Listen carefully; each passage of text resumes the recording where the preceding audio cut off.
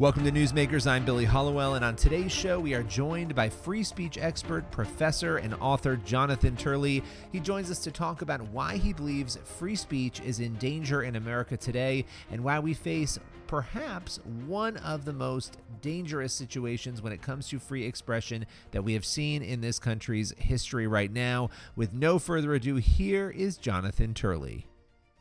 You have a new book, The Indispensable Right, Free Speech in an Age of Rage. I want to start with the state of free speech. If you could summarize from your perspective where we are right now in America on free speech, what would you say?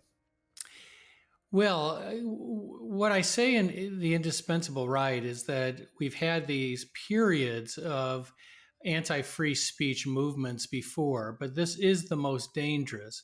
And the reason is because we've never seen an alliance like this, where the government, corporations, academia, and the media join together in this attack on free speech.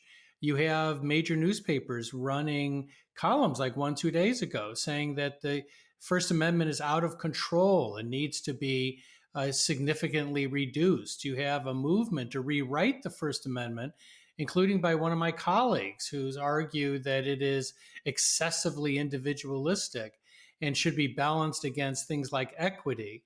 Those are very popular movements in academia and the media. And so what we're seeing is, I think, arguably the most dangerous anti-free speech movement in our history. We cannot assume that even though we've gotten through all of the periods discussed in the book, that we will get through this one. It's interesting because for a long time, for decades, you've heard a lot of conservatives and people on the political right, even Christians and some, religious individuals outside of the Christian faith complain that they felt the media in Hollywood and universities and, all of these different spheres have held a bias, right? And there have been people who have said, okay, well, those claims are over the top. But when you look at sort of where we are now, is there some truth to that in your view in terms of sort of the 30,000 foot, maybe collective bias that we're seeing in some of those spheres right now? Oh, I think it is most certainly true. I have a long chapter on higher education, and it details how much we've lost. I would never have imagined when I started teaching 3 decades ago that higher education would be this intolerant, this orthodox. I talk about some of these cases involving faculty that are shocking. There was one professor who was hounded by his university. Universities have largely purged conservatives, Republicans, libertarians. Many of them don't have a single person in those categories. And this was one of the last at his department, and he had been to court 3 times to keep his job, and then it succeeded. And then they found out he had made some dumb joke at a dinner, and they put him under investigation again. And they eventually coerced him to sign a resignation settlement. And on the last day that he was a professor, he went home and he blew his brains out. Wow. And what people don't understand is that this movement on campuses is unrelenting and vicious. They take away everything you value as an academic: publications, associations, teaching access. Everything is taken from you. And the result is that no one wants to risk that. So there's silence. As faculty members are hounded off of campuses, their colleagues remain in this sort of cringing silence. And, one of the things that the Indispensable Right does is it sort of looks back at not just higher education. I have a long chapter on the media and also our current situation with the Biden administration. But it asks why we still struggle with free speech. We all agree it is what Brandeis said, the indispensable right. But we don't agree on why it's indispensable. And the result is that we struggle with it, and we often trade off parts of it to achieve other objectives. And what I suggest in the book is that this is due to what you might call the original sin of the American Republic. When the First Amendment was written, many of the framers, and certainly the people that influenced them, believed that free speech was a natural right, something that you got from God. It was not something that the government bestowed upon you. It was not something that was granted to you because it helps make for better government. It was something that belonged to you as a human being, that you could not be truly and fully human without being able to speak freely. Now, that was a magnificent moment. It was the most revolutionary moment of the American Revolution. But within a few years, we lost it as courts re embraced the Blackstonian or English view of free speech. And ever since then, we have struggled and we've gone through these terrible periods. And what the book tries to do is it tells our story through the personalities and periods that help define free speech. And some of these characters are really quite vivid.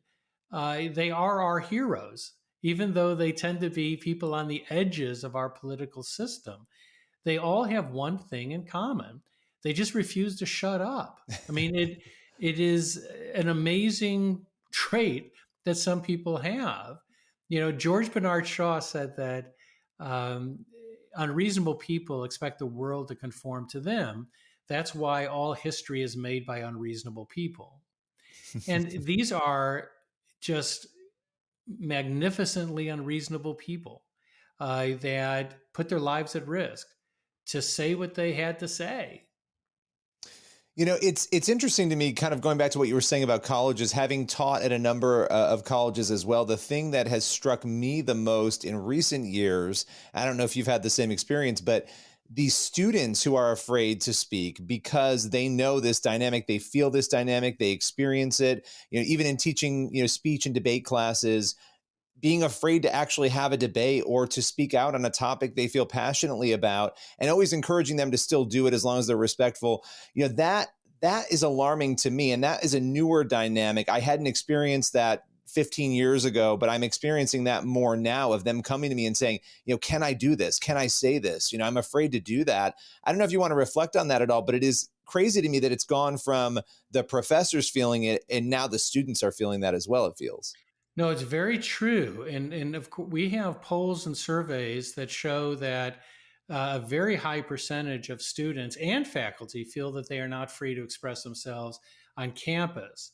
We also see that in countries that, you know, this anti-free speech movement in the United States really came from academia, but it's heavily influenced by this global anti-free speech movement that many of us have been writing about for 20, 30 years. And that wave has finally reached our shore. And if you look at those countries, you'll see what we are going to encounter if we go down this path. In Germany, only 17% of citizens feel freely to speak publicly. Wow. That is what happens when you embrace the criminalization of free speech. You actually have very little impact on neo-Nazis in Germany. Your biggest impact is you kill free speech. The neo-Nazis are doing just fine in Germany, which is just so bizarre. You know, they've got this burgeoning neo-Nazi movement, but free speech is as dead as Dillinger. So, you know, in academia, we've seen the same phenomenon, and it is a shame. You know, as I write in the book, you know, when I went to University of Chicago, I loved every minute of it. To me, it was like walking into that sort of Star Wars bar scene where you had every type of different viewpoint, different value being expressed by people, many of which I'd never encountered before. And I loved every minute of it.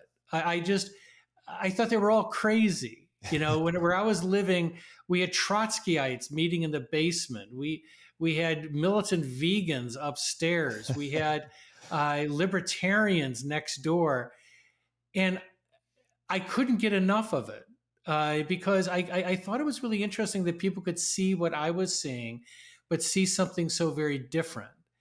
And so it was this smorgasbord of different viewpoints, which is what college should be. And now it's sort of, as I say in the book, it's been reduced to a Happy Meal. It's this fast food creation that runs from the left to the far left. And the problem with this Happy Meal is no one's particularly happy. You know, it is, you know, on campus, people are miserable. Faculty are miserable. Students are miserable. And that's because we're killing the very thing that has sustained us in higher education. I've got to ask you this because, and I know you talk about this in the book, we've had these different phases, these attacks on free speech, but this feels different. It feels heavier. It feels more dangerous. What is it that led us to this particular iteration that is so heavy and so difficult to really break through? Yeah, I think a lot of it goes back to higher education because it's not just this movement which treats free speech as harmful. And so that's coming out of just everywhere from secondary to college to graduate level studies. It is unrelenting. That's now the majority view on campuses. You have various books out that came out with mine that are calling for the amendment of the First Amendment, calling for free speech to be curtailed, denouncing free speech. Those are the popular views now. And so we have raised a generation of speech phobics, of students who are taught since they were very young to fear free speech, that they are the right to be triggered when they hear opposing views. So, of course, when a conservative judge goes to Stanford, the students go absolutely ape and they shout him down and they won't let him speak because we've taught them that they are supposed to be triggered, that they shouldn't have to hear opposing views. And now that has metastasized into the media. And by the way, the media also came from higher education in terms of that movement.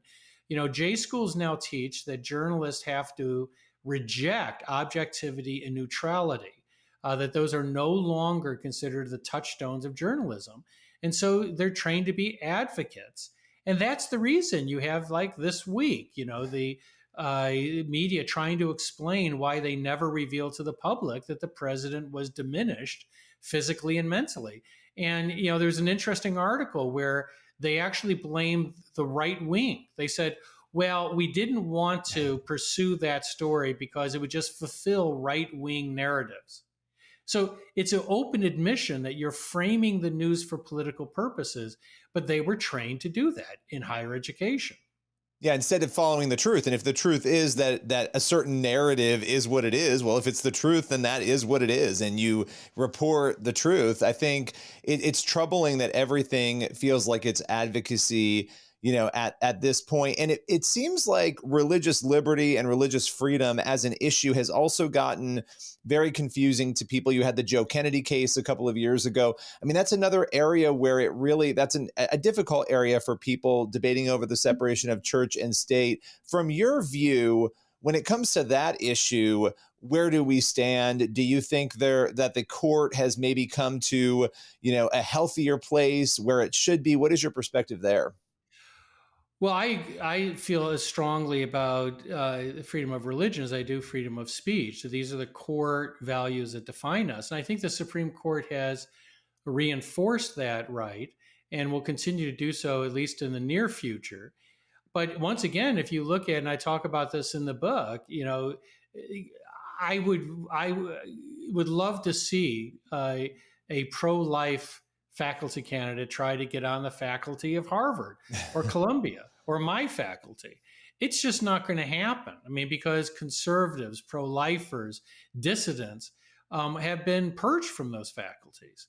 And the result is that you have a country that is at least half conservative. Roughly half this country voted for Trump, is also a deeply religious country.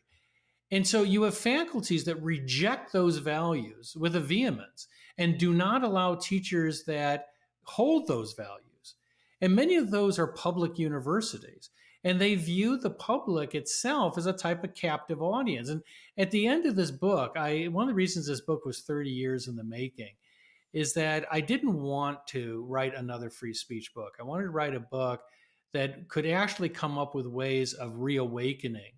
To pathways for us to regain what we've lost on free speech. And so the last part of the book is on how we can regain this core value.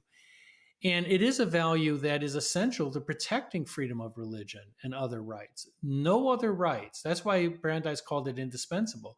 All the other rights are meaningless unless you have freedom of speech. Freedom of speech goes, so do the rest of them.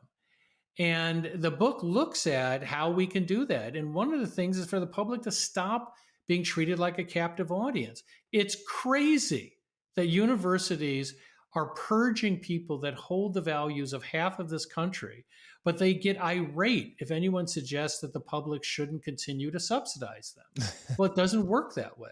That is, if you're creating an academic echo chamber, if you're excluding people who are religious or conservative in their viewpoints, then you can do it without public money. Then go to your donors and see if they want to support, the University of Oklahoma or wherever you may be.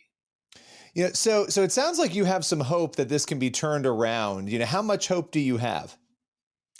Well, at the end of the book, I say something that I truly mean, and I've told my students this because I do have a small core of students that tend to gather around my office, and they often ask that question because they don't see a lot of hope in what they're encountering on campus. I mean, they're sort of closeted. Many of them are religious, many of them are conservative, and I had one student tell me 2 years ago at graduation. She said she had just gone through my Supreme Court class, and she said, I went through 4 years of college, 3 years of law school, and my last class was yours. And that was the only class that I felt that I could be open and honest about my viewpoints. And I remember just being crushingly sad about that, that's so horrible to think about. But I am optimistic, and here's why. There's a certain optimism that comes from believing that free speech is a natural right. If you believe that free speech is part of being human, that it's a God-given right, that it's what completes us as humans, then you are optimistic. Because even with this administration, I think Joe Biden is the most anti-free speech president since John Adams. This administration has created a horrific, massive censorship system. But even with all that, they can succeed in diminishing our appetite for free speech, but they can't really take away our taste for it. Because if you believe it's a natural right, it's in our DNA, you really can't extinguish it any more than you can distinguish faith. Mm-hmm. And this is a leap of faith. That's what free speech is in the United States. That's why it is still revolutionary. That's why law professors want to amend the First Amendment. It is still revolutionary for what it means. And they are people who are experiencing a crisis of faith in who we are. But our Constitution requires citizens to take a leap of faith, that we have faith in each other. And even those that we disagree with, that yes, there's a lot of bad ideas out there, even hateful ideas. But in the end, good speech will prevail over bad speech. Well, I love that. And it is a great place for us to close. The book is The Indispensable Right, Free Speech in an Age of Rage. Appreciate your time today. Thank you for having me.